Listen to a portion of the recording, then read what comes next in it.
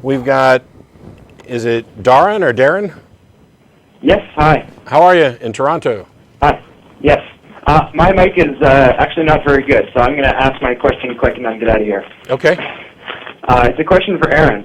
I've noticed that over time, increasingly I find that the creationists like to, whenever evolution comes up, just kind of skip over the whole deal and say, cut right to the, well, where did life come from?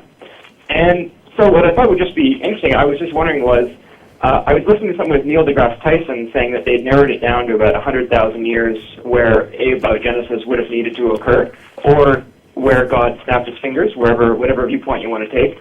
I was just wondering how, because we talk a lot about, and Aron talks a lot about kind of gaps in the fossil record, quote unquote, how close have we gotten back to that? Like, I realize that it's very full up after a certain point, but how close after the theoretical abiogenesis event do we actually have records and fossils and direct evidence of life?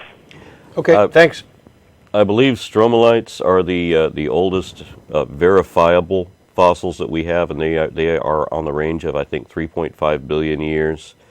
When you're talking about microorganisms, it's very difficult to find fossils for these. You could have seas full of them, and they just don't fossilize except on very precise conditions.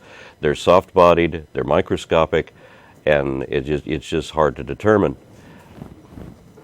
Yeah, your paraphrased question that they sent to us, though, about the evidence for abiogenesis, that's kind of a separate issue.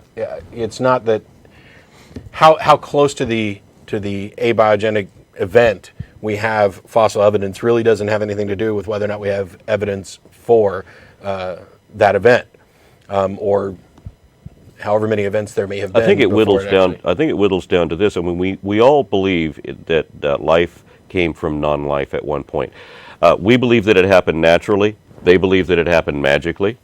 And what we have as circumstantial evidence of that is as we go down through the fossil record, things become more and more simplified and more generalized until we get down to where we have a billion years or so in which there are only microbes anywhere on the planet. And the creationists, of course, would say that we had cows and kittens and bunnies all appear abruptly at the same time.